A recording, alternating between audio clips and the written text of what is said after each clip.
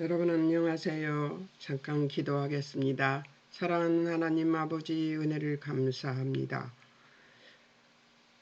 열심히 공부하고 하나님을 알고자 하는 자들에게 하나님은 하나님을 계시하시며 하나님의 뜻을 계시해 주시는 줄을 믿습니다. 하나님 도와주셔서 오늘도 주여 아버지 저들에게 그리고 저에게 하나님 뜻을 계시해 주셔서 우리로 하여금 하나님 뜻에 순종할 수 있는 사람들이 될 수 있도록 주님 축복해 주옵소서. 성령님 제 입술과 저들의 심령을 쥐어 주관하여 주실 줄을 믿으며 예수님의 이름으로 기도합니다. 아멘.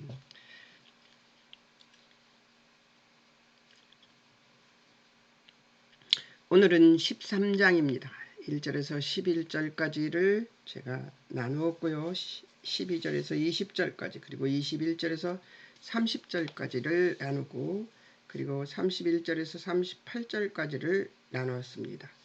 그래서 1절에서 20절까지는 제자들의 발을 씻기는 장면이 나옵니다. 이제 예수님은 당신이 제자들을 떠날 준비를 하고 계시는 것이지요. 그 다음에 21절에서 30절은 배반자 유다에 대한 얘기고요. 자, 예수님이 이제 31절에서 38절까지는 예수님이 이제 없을 것이니까 이제 이 세상을 떠나가실 것이라고 얘기하시니까 베드로가 전 절대 그러지 않겠다고 얘기를 하는 그런 장면에서 베드로의 부인을 예언하시는 그런 장면이 이 13장에 구성되어 있습니다. 1절에서 11절을 한번 보겠습니다. 색칠을 해오라고 그래서 여러분들이 색칠을 하셨을 줄을 믿습니다. 지금쯤이면 색칠하는 것은 아주 자연스럽게 잘 되리라고 생각합니다. 색칠하는데 색칠을 무슨 색으로 칠해야 될지 결정하기가 어려우시면 제가 색칠표를 보내드린다고 말씀드렸습니다. 그러니까 연락 주시면 됩니다. 6월절 전에 예수께서 자기가 세상을 떠나 아버지께로 돌아가실 때가 이른 줄 아시고 하나님은 예수님은 다 아시죠. 세상에 있는 자기 사람들을 사랑하시되 끝까지 사랑하시니라. 시기는 어느 때냐? 6월절 때를 색칠을 해놓으면 되는 것이죠. 6월절 전에라는 말이 있잖아요. 6월절 전에 나름 1절에 나옵니다. 장소는 어디냐? 저녁 먹는 중에 3절에 저녁 먹는 중 예수는 아버지께서 모든 것을 자기 손에 맡기신 것과 또 자기가 하나님께로부터 오셨다가 하나님께로 돌아가실 것을 아시고 이렇게 저녁 잡수시던 곳에서 어디서 그러셨냐? 6월절 전에 저녁 잡수시던 곳에서 자 1절 예수님의 뜻 예수님께서 자기가 세상을 떠나 아버지께로 돌아가실 때가 된 줄을 아시고 세상에 있는 사람들을 사랑하실 때 끝까지 사랑하셔서 저녁 잡수시던 중에 예수는 아버지께서 모든 것을 자기 손에 맡기신 것과 또 자기가 하나님께로부터 오셨다가 하나님께로 돌아가실 것을 아시고 이렇게 얘기를 하고 있습니다. 그러니까 여기는 지금 하나님 뜻은 뭐예요? 다 알고 계시는 거죠. 예, 다 알고 계시면서 지금 뭘 하신다? 이제 그리고 또 한 귀퉁이가 있습니다. 뭐가 있냐? 마귀는 또 뭐 했나? 2절 한번 보겠습니다. 2절 같이 한번 읽지요. 마귀가 벌써 시몬의 아들 가룟 유다의 마음에 예수를 팔려는 생각을 넣었더라. 넣었더라는 이 단어가 발로라는 말인데요. 던지다, 내던지다, 자신을 내던지다, 버리다, 생각을 제한하다. 그러니까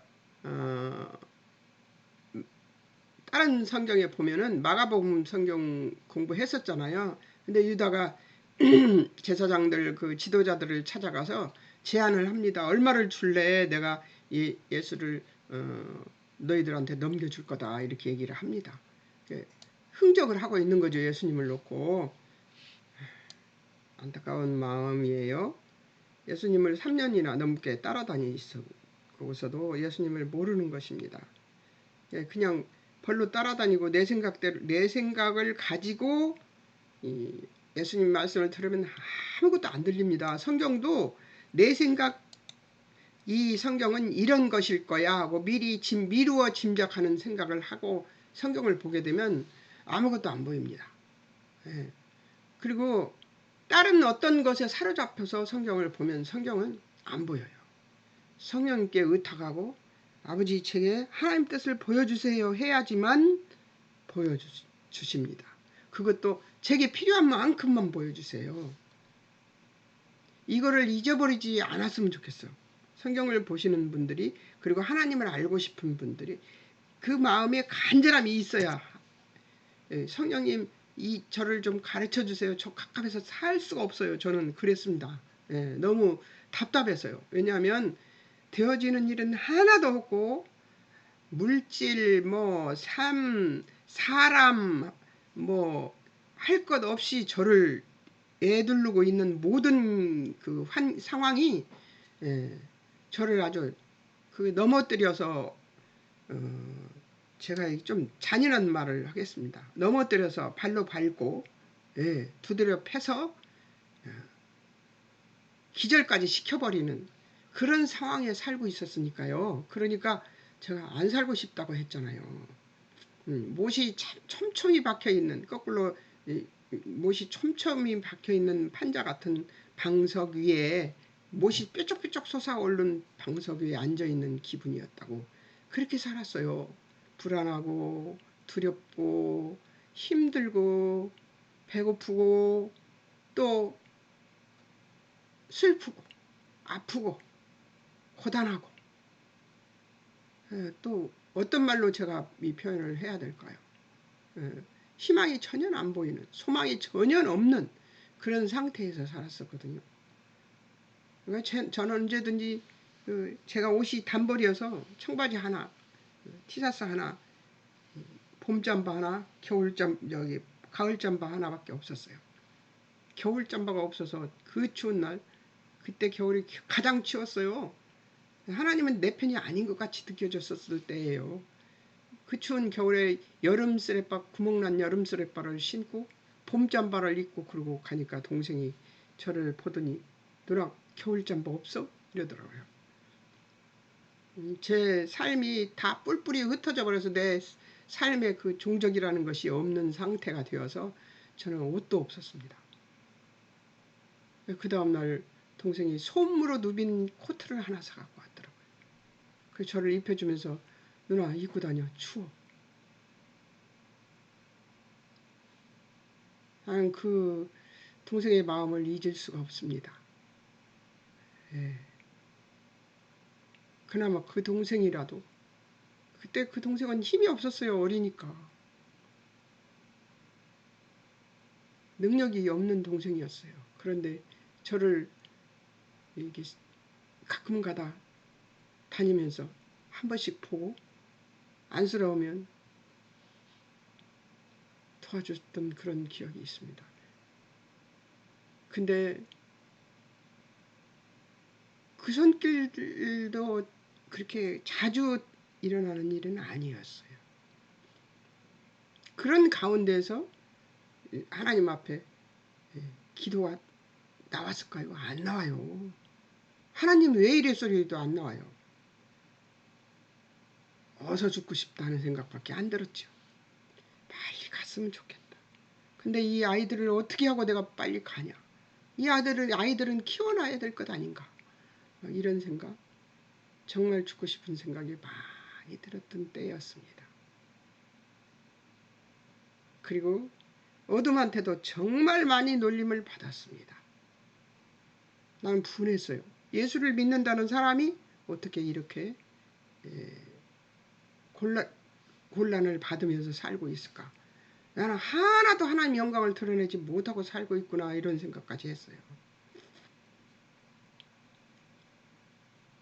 근데 지금 여기서 제자들이 자기들 발 씻기는 이 모습을 예수님이 하시는 모습을 보고 예수님이 하나님이라는 생각을 할 수 있었을까요?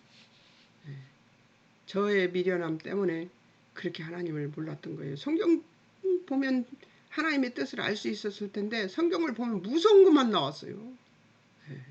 왜? 내 생각이 고집이 딱 저를 가로막고 있기 때문에, 제 심령을 가로막고 있기 때문에, 여러분 심령은 성령님이 자리하신 자리가 심령이 되었으면 좋겠습니다. 저는 그래서 성령님이 제일 먼저 교회 가서 소리 지르고 기도한 게 분별의 영을 달라고 소리 지르며 기도했습니다. 그런데 하나님께서 그 분별의 영을 달라고 그래서 하나님께서 분별의 영을 딱 주시니까 무엇이 어둠이고 무엇이 빛인지가 다 막 드러나기 시작하더라고요. 그래서 하나님 말씀도 보이고 기도도 할 수 있게 되고 그렇게 되더라고요. 기도 없이 예수님을 믿는다고 고백하는 것은 어리석음입니다. 기도 없이 이 성경 공부를 하신다면 반드시 10분 내로 듣다가 꺼버리게 됩니다. 40분을 다 듣는 분들이 많지 않더라고요. 분석하는 거를 못 봤었어요. 저는 그냥 이것에 대해서 이 방송을 하고 나면 그 다음은 하나님이 하시겠지 이렇게 생각하고 있었기 때문에 그런 걸 볼 생각을 안 했는데, 어쩌다 모르는 컴퓨터로 분석을 들어가 봤습니다. 그런데 채 10분을 다 안 보고 끝내는 사람들이 있더라고요. 그건 시작에 불과한데 끝날 때가 제대로 된 말을 하기 시작하는 때인데요. 그죠? 자, 예수 그리스도는 4절에서 자리에서 일어나 겉옷을 벗고 수건을 가져다가 허리에 두르시고 종우 모습이 되셨던 거죠. 두르시고 5절 6절 대물을 떠서 제자들의 발을 씻으시고 그 두르신 수건으로 닦기를 시작하여 시몬 베드로에게 이르시니, 베드로가 6절 주여 주께서 내 발을 씻으시나이까? 예수님이 7절 내가 하는 것을 내가 지금은 알지 못하나 이후에는 알게 될 것이다 이러고 얘기를 하십니다. 베드로는 8절에서 내가 절대 발을 씻지 못하리이다. 참 다혈질이에요. 그죠? 절대라는 말을 예수님 앞에서 했다니.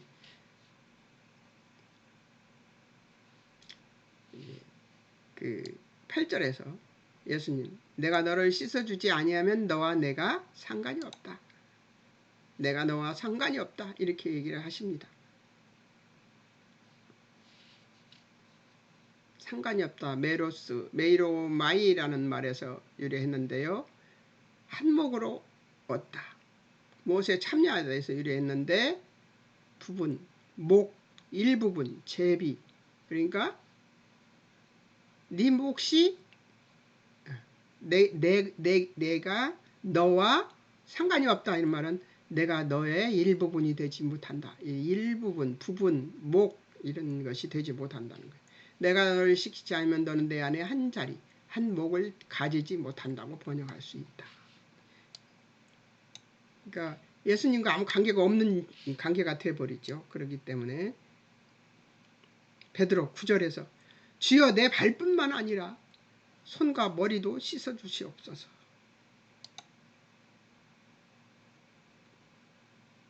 이 사람한테 여러분들이 웃을 수도 있어요. 근데 저는 제가 베드로 못지 않게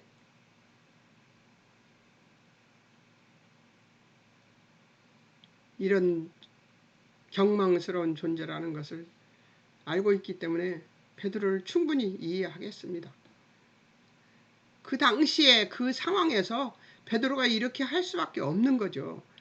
끝도 안 보이고 앞도 안 보이고 아무것도 안 보이는데 예수님은 나는 간다 이 소리를 하시니까 계속 하시고 계셨잖아요. 그러니까 불안하죠. 제자들은. 예수부터 10절 이미 목욕한 자는 발밖에 씻을 필요가 없다. 이 목욕한 자라는 말은 구원받은 자를 얘기하는 것이죠. 발밖에 씻을 필요가 없다. 계속 세상을 디디고 다니는 발이 죄를 짓는 그 순간순간 죄를 짓는 작은 죄들을 씻어낼 필요밖에 없다. 온몸이 깨끗하니라 너희가 깨끗하나 다는 아니라. 유다를 얘기하는 것이죠. 그 이유 자기를 팔자가 누구인지 아심이라. 그러므로 다는 깨끗하지 않다 하시는 것이죠. 11절에서 자 씻다 윤리적 종교적 개념의 상징인데요. 여기서도 부분적 씻음을 나타내는 것이고요. 목욕이라는 말은 루에스타라는 말로 구별되어서 닙토와는 씻다라는 말은 다릅니다. 여기도 역시 부분적 씻음을 나타내는 말을 사용했어요. 하나님의 말씀은 단어를 사용하심에도 참 정확하십니다. 잠시 후면 제가 이제 좀 써놓은 것입니다. 잠시 후면 자신을 죽이라고 소리칠 사람들과 자신을 배반하고 흩어질 제자들의 바로 후의 모습을 아시고도 아십니다. 예수님은 예수님의 그 높고 고귀한 자리를 내려놓고 겉옷을 벗고 수건을 두른 종의 모습이 되어서 성자와 성부 간에 전적으로 하나님께 자발적인 사랑과 신뢰로 맡기시는 믿음으로 제자들의 발을 씻기고 계신다.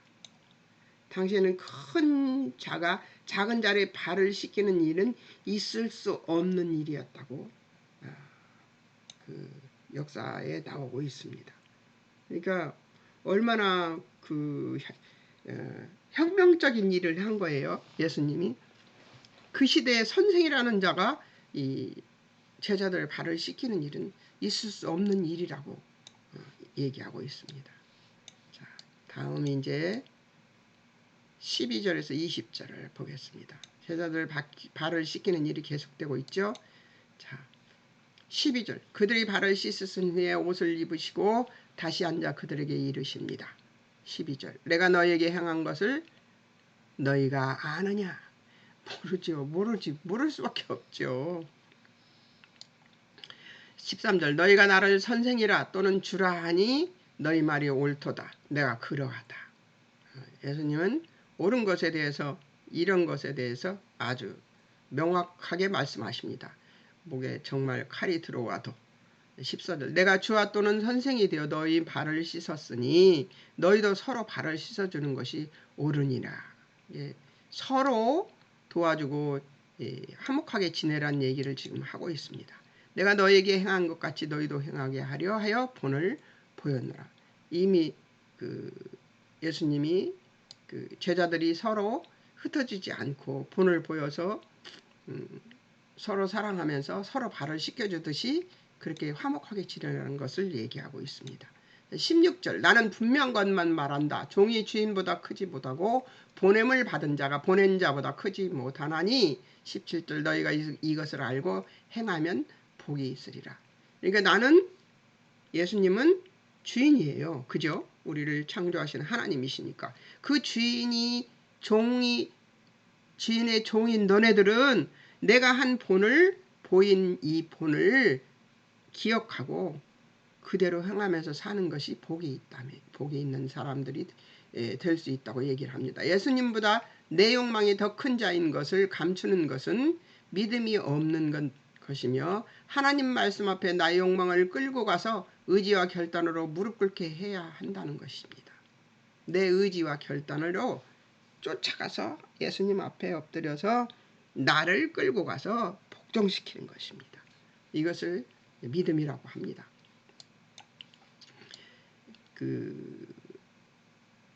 예수님보다 내 욕망이 더 큰 자인 것을 감추는 것은 믿음이 없는 것이래요. 여러분 고백 한번 해보실래요? 나는 예수님보다 욕망이 더 큰 자입니다. 하나님 저를 용서해 주소서. 이렇게 제 못남을 용서해 주소서. 이렇게 18절 내가 너희 모두를 가리켜 말하는 것이 아니니라. 나는 내가 택한 자들이 누구인지 알미라. 아신대요. 요즘 여기 지금 1장 1절에서 13장 1절에서 11절도 아신다는 얘기가 많이 나오고요.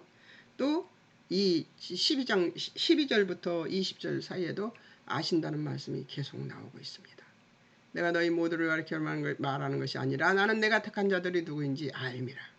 그러나 내 식탁에서 빵을 먹던 자가 나를 배반하였다 한 성경을 응하게 하려는 것이니라. 지금부터 일이 19절 지금부터 일이 일어나기 전에 미리 너에게 일러두면 일이 일어날 때에 내가 그인 줄 너희가 믿게 하려 함이로다. 내가 주님인 줄 메시아인 줄을 믿게 하려고 미리 말해서 이들이 경험하지 않은 일 중에 예수님이 잡혀가고 경험하는 그 순간에 그리고 예수님이 죽으시고 부활하시고 성령님이 그들에게 찾아오셨을 때 그것이 그것이었구나. 이 얘기를 알게 하기 위해서 그래서 지금 예수님은 지금 어디에 초점이 되어 있어요? 부활 이후 예수님이 부활 이후에 예수님이 이 모든 사람들을 구원하시기 위해서 십자가에서 피 흘리고 죽으셨다는 사실을 믿는 믿음을 가진 소유한 자들에게 이것을 알게 하기 위해서 이 말씀을 계속하고 계십니다. 지금부터 일이 19절 지금부터 일이 일어나기 전에 미리 너에게 일러두면 일이 일어날 때에 내가 그인 줄 너희가 믿게 하려고. 예수님이 그런 의도로 이렇게 하셨구나 하는 것을 알게 하려고 예수님이 이 말씀을 해두는. 그러니까 예수님 초점은 지금 부활 이후에 초점이 잡혀 있고 제자들은 지금 현재 요 눈앞에 보이는 상황 이걸 바라보고 있죠. 우리도 상황을 바라보면 그래서 앞을 내다볼 수가 없어요. 분별을 할 수가 없습니다. 제가 상황에 잡혀서 어디까지 내려갔냐면 지하 수중전까지 내려갔고 공중전까지 올라가고 그 짓을 하고 다녔습니다. 20절 너희는 이것을 바로 알고 있어야 한다. 내가 보낸 자를 영접하는 자는 나를 영접하는 것이요. 알고 있어야 된다고 알다가 또 나옵니다. 너희는 이것을 바로 알고 있어야 한다. 내가 보낸 자를 영접하는 자는 나를 영접하는 것이요. 나를 영접하는 자를 나를 보내신 이를 영접하는 것이냐. 영접이란 말이 나옵니다. 영접. 예. 예수님이 내 안에 들어오시는 것을 얘기하는 것이죠. 예. 너희는 이것을 바로 알고 있어야 한다. 알아야 된다. 근데 이것을 아는 것은 지금 당장이 아니란 얘기예요. 근데 제자들은 뻥 하는 거죠. 뭘 알라는 거야? 모르니까요. 성령님이 와서 가르쳐 주시지 않으니까 이들은 모르는 거예요. 그러니까 여러분 성령 충만이 아주 중요합니다. 우리도. 지금 우리도 성령 충만하지 않으면 이 제자들과 뭐가 달라요? 본을 보인다는 히포테이그마라는 큰 의미에서 유래했는데 본보기, 증서, 증거, 표본, 견본이나 모형을 의미한 복사했다는 거죠. 복사해서 보여준다. 여기에서 예수님은 제자들의 발을 씻어주시면서 제가 써놓은 것입니다. 상호 봉사요 히포테이그마를 보여주셨다. 이것은 본보기 이상이며 명확한 표준이나 모범이다. 이 모범적인 행위로 그들은 예수님의 사랑을 경험하고 다른 사람들도 동일한 경험을 가지게 하는 것이다. 나중에 그렇게 되는 것이에요. 나중에. 부활 이후 성령이 이들에게 임했을 때 예수님이 하신 그것이 이것이었구나. 예수님이 하신 말씀이 이것이었구나. 그런 것을 그때 깨닫게 되는 거죠. 여러분 일이 지나고 나면 이것이 하나님의 뜻이었구나 하는 지금 우리에게도 그렇습니다. 근데 여러분 우리도 이들과 별반 다를 것 없습니다. 역시 별반 다를 것 없습니다. 배반자 유다의 공포가 나옵니다. 유다의 배반을 공포하시는 예수 그리스도. 유다가 배반하리라는 것을 지금 말씀하시는 거죠. 21절 이 말씀 뒤에 심령이 괴로워 증언하여 내가 진실로 말한다. 너희 중에 하나가 나를 팔리라. 괴로워하시면서 얘기한다고 그래요. 왜냐하면 이 말씀을 안 하면 예수님이 알았던 것을 제자들이 알 수가 없으니까 괴롭지만 말씀을 하시는 거죠. 제자들 22절 서로 보며 누구에게 대하여 말씀하시는지 의심하더라. 이 의심이 먼저 들어오죠. 예. 요한과 베드로가 이렇게 반응을 합니다. 23절 예수님이 제자 중 하나가 예수님의 품에 의지하여 누웠는지라. 이게 요한입니다. 24절 베드로가 머리짓을 해 말하되 말씀하신 자가 누구인지 말하라 하니. 25절 그가 예수님의 가슴에 그대로 의지하여 말하되 주여 누굽니까?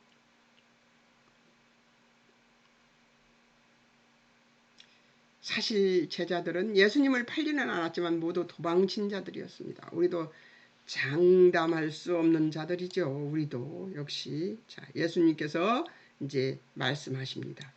뭐라고 말씀하실까요? 재밌습니다. 26절 내가 떡 한 조각을 적셔다 주는 자가 그니라 하시고 곧 한 조각을 적셔서 가룟 시몬의 아들 유다에게 주시니. 그 헬라어를 안 찍어놨네. 주시다. 유다의 존재를 알리신 까닭은 이 단어 연구를 하다가 말았네. 유다의 존재를 알리신 까닭은 너희도 다르지 않다라고 하신 것입니다. 너희도 다르지 않다. 이들은 나중에 다 흩어져 버리잖아요. 유다 27절에서 조각을 받은 후 사탄이 그 속에 들어간. 우리의 욕망이나 우리의 뜻으로 우리 속에도 유다가 있습니다. 저는 날마다 느낍니다. 순간순간 느껴요. 제가 내 뜻으로 또 이랬구나. 내 뜻으로 또 이랬구나. 아버지 제가 이래요. 이게 제가 날마다 고백하는 말입니다. 제가 이래요. 27절 유다에게 일러 내가 하는 일을 속히 하라 하십니다. 이미 사단이 들어간 것을 아니까요. 예. 반응.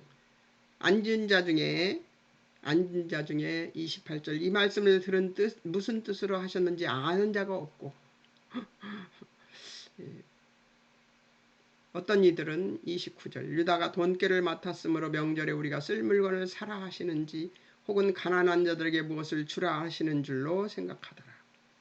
그리고 30절로 유다가 그 조각을 받고 곧 나가니 밤이더라. 이 밤이란 이 단어가 상징적 어구죠. 예, 예수 그리스도가 잡혀갈 밤, 빛이 사라지는 밤, 예수님이 제자들과 함께 있지 못하는 밤이 되는 것이죠. 신앙적 밤이 되는 것이죠. 그냥 제가 이렇게 공부하는 것만 공부하면 굉장히 쉬워요. 그런데 제가 그러지 않고 계속해서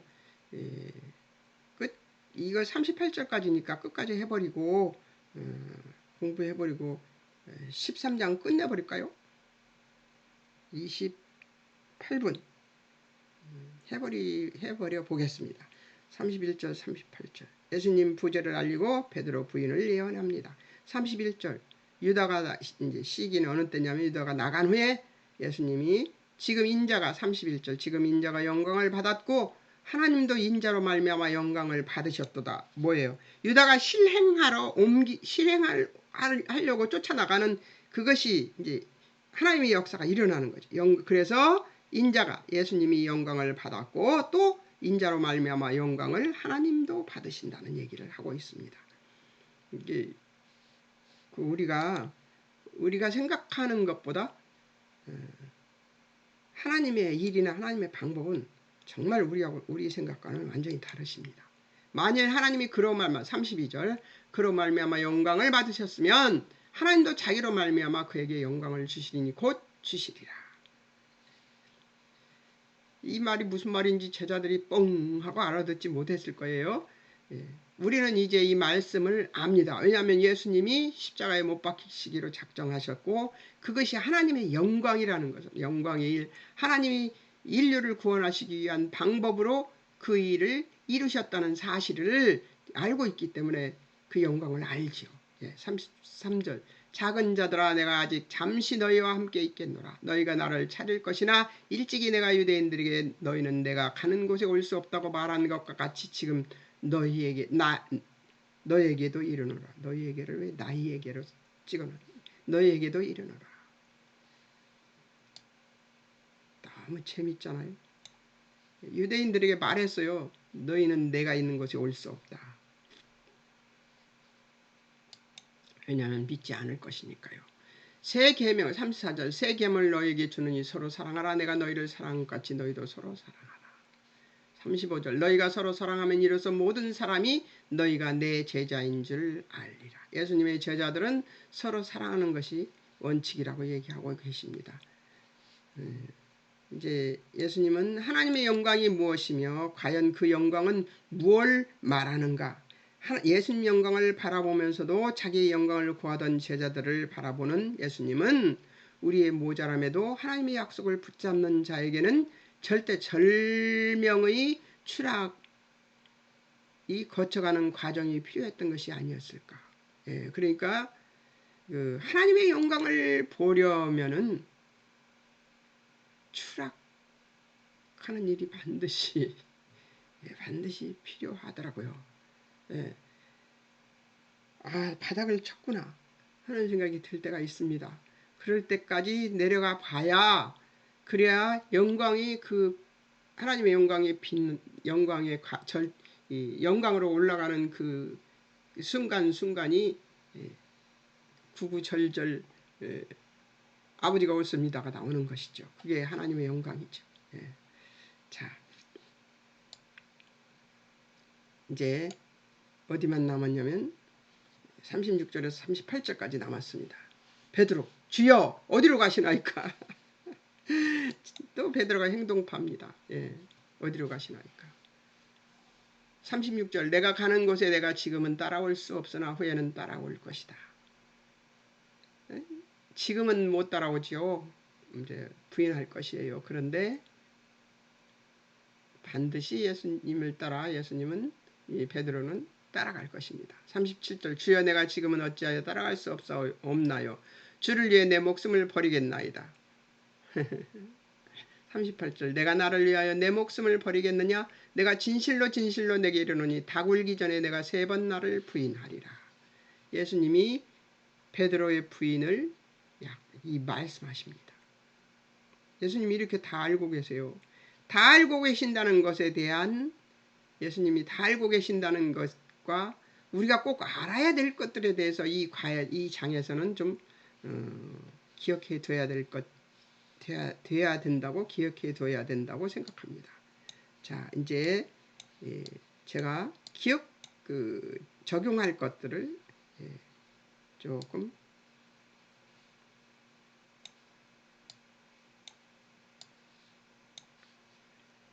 위로 올려서 보겠습니다.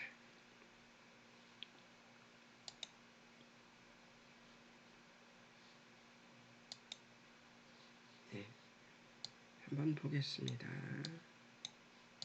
적용 나왔네요. 적용. 자, 내 믿음은 하나님의 영광에 집중하는 믿음인가? 이 두 번째, 손해보고 지는 맹목적인 사랑을 실천하기 위해 어떤 시도가 있는가? 사실 예수 믿으면 손해 많이 보죠. 집니다. 져야 돼요. 져줘야 돼요. 또 그런 일들이 참 많죠. 자, 이제 그런 것에 대한 답을 한번 보겠습니다. 저는 이렇게 표를 크게 복사를 해서 노 아니니까 복사를 해서 이렇게 이거를 다 한 면에 비춰줄 수가 없으니까 이거는 표를 받으셔야만 다 볼 수 있습니다. 근데 설명을 해드리겠습니다. 예수님이 제자들을 발을 씻기신 것은 규례가 아니라 한 모범이었다. 하나님의 종으로서의 위치에 서셨던 것이다. 그리스도는 하나님이 보내신 종으로 쓰셨던 것이죠. 그리스도는 주님이신 그가 제자들의 발을 씻길지라도 제자들이 주님이심이 변함이 없다는 것을 제자들에게 분명히 하신 것이다. 하나님의 겸손한 사랑에 하나님의 포커스를 맞추고 계신다는 것을 기억해야 된다. 하나님은 교만한 사랑을 하시는 분이 아니에요. 겸손한 사랑을 하시는 분이시죠. 근데 그런 분을 우리는 만월히 또 여기면 안 됩니다. 왜? 하나님은 만월히 여길 만한 그 하찮은 존재가 절대 아니십니다. 가장 탁월하고 이 지구상에서 그 흉내낼 수 없는 존재, 탁월하신 존재이신 하나님이십니다. 그런 하나님을 우리가 만월히 여겨서는 이 피조물인 존재가 만월히 여겨서 되겠습니까? 하나님을 우습게 여기고 사람들 간의 대화에서도 하나님을 만월히 여기는 말들을 정말 많이 합니다. 제일 평범한 그 만월히 여기는 것은 비가 억수로 쏟아지고 여름에 더워서 땡볕이 나고 이럴 때 아이고 하늘이 미쳤나봐 막 이러거든요. 전 그 말도 무심코 했었습니다. 옛날에. 무심코 막 하늘이 미쳤나봐. 왜 비가 이렇게 쏟아지는 거야. 아이고 비 좀 그쳤으면 좋겠네. 하늘이 미쳤나봐. 비는 하나님 주시는 것입니다. 햇빛도 하나님이 비춰주시는 것입니다. 때에 따라 비와 햇빛은 하나님이 때를 따라 주시는 겁니다. 그런데 그것을 그렇게 말할 때가 있어요.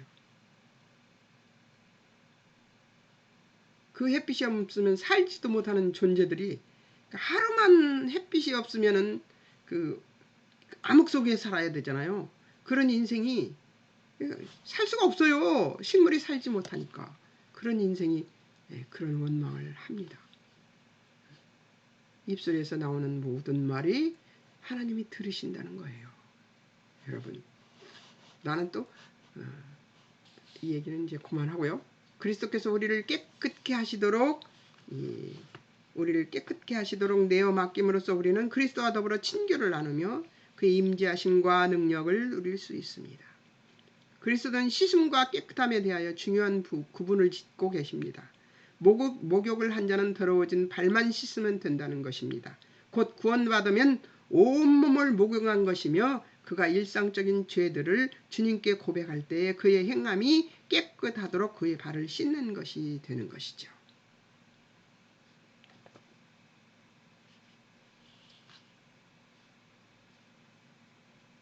이렇게 매일 깨끗게 하는 것은 신자들이 거룩하신 그리스도와 교제하도록 유지해 준다는 것입니다. 이 교훈은 구원 얻거나 잃는 것과는 아무런 관계가 없음을 우리는 기억해야 됩니다. 매일 하나님 앞에 기도하고 하나님께 말씀 보고 이러는 것들은 우리가 발을 씻는 것입니다. 이미 받은 구원은 우리는 모욕을 한 것이죠. 무엇으로 목욕했습니까? 예수님의 피로 목욕한 존재들입니다. 자, 예수님이 적신 빵을 유다에게 줄 때 예수님의 사랑이 전달되기를 예수님은 바라셨어요. 찍어서 이렇게 줬을 때 하나님의 일이 이루어져야 되는 것은 알지만 하나님은 유다가 아니어도 다른 어떤 자들을 인해서도 예수를 십자가에 못 박을 수 있는 능력이 있으신 분이십니다. 그렇기 때문에 예수님은 빵을 적셔서 유다에게 주면서 뭘 했을까요? 제발 너는 그러지 말아라 라는 마음이 있죠. 그러나 하나님의 일은 이루어져야 되는데 그게 자기 제자였던 것입니다. 여러분, 하나님이 얼마나, 그래서 제가 탁월하다고 전능하다고 하는 이유가 바로 이것입니다. 제자가 아니어도 돼요. 하나님은 다른 어떤 유대인이나 아니면 뭐 이방인을 데려다가 예수님을 끌어다가 십자가에 못 박을 수도 있습니다. 근데 하나님은 예수님의 12제자 중에 한 명을 통해서 배반을 하게 하고 그리고 예수님을 십자가에 못 박으셨습니다. 여러분 생각에 하나님이 그렇게 하심이 무엇을 의미하는 것일까요? 아버지의 전능하심을 의미하는 것입니다. 그렇게 하시고도 구원을 이루시고 그리고 그 구원이 완벽하다는 걸 문제없이 증명하실 수 있는 분이 바로 우리가 믿는 하나님이십니다. 놀랍지 않습니까? 그 하나님의 전능성에 대해서 여러분들은 하나님의 전능하신 하나님 아버지 이러고 손들고 기도만 하는 것이 아니라 그 전능하신 하나님에 대한 확신을 가지고 계셔야 합니다.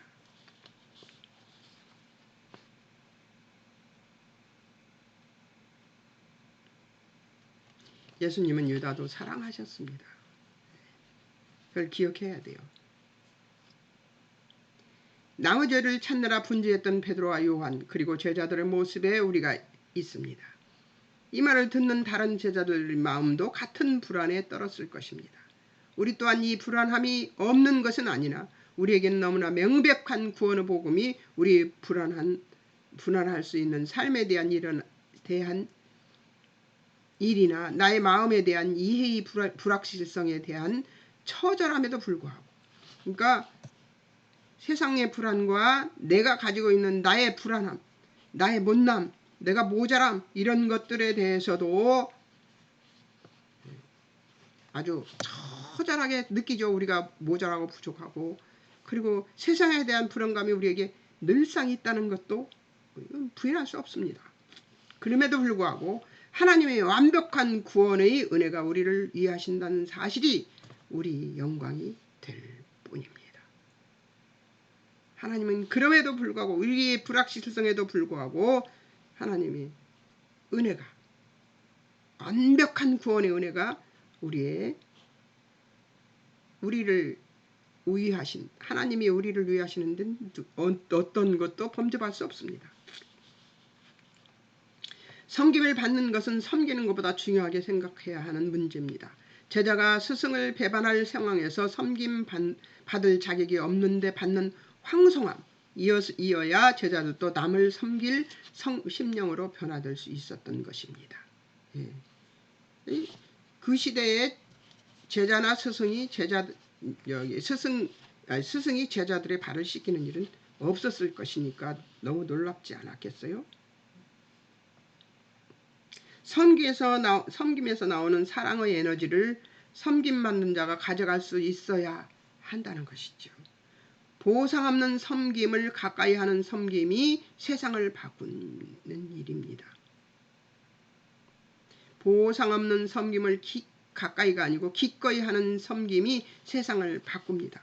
이제 제가 늙어서 노안이라서 자꾸 이렇게 좀 헷갈립니다. 이제 6번입니다. 6번. 여러분들한테 이걸 보여주면 너무 좋겠는데 보여줄 수가 없습니다.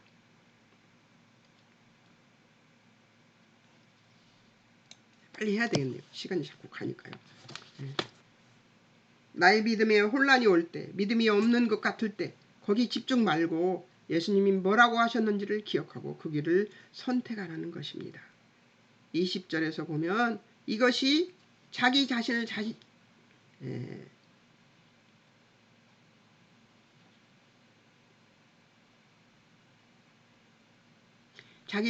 자살로 보내는 자, 그러니까 유다죠. 자와 예수님이 보내심을 받는 자의 갈림길인 것입니다. 베드로와 유다의 갈림길이 되는 것이죠. 예수님이 보내신 자는 훌륭하게 준비된 자가 결코 아닙니다. 혼란 중에 예수님의 말씀을 붙잡고 이겨내는 자, 그가 바로 예수님이 보내신 자입니다. 제자의 배신과 스승의 죽음의 배신의 흑암과 혼란 중에도 예수님의 말씀에만 집중하라는 것입니다.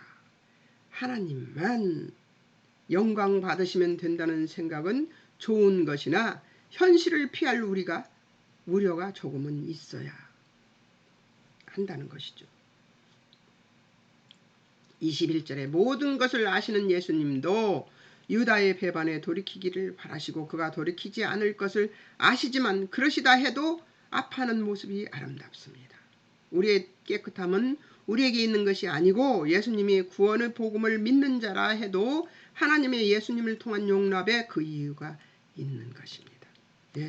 우리 때문에 하나님이 구원의 은혜를 베푸신 것이 아니라 예수님을 보시는 거죠. 예수님이라는 이 선글라스, 안경을 통해서 누구를 보냐? 우리를 보셔서 우리를 구원의 길에 서 있게 하시는 것이죠.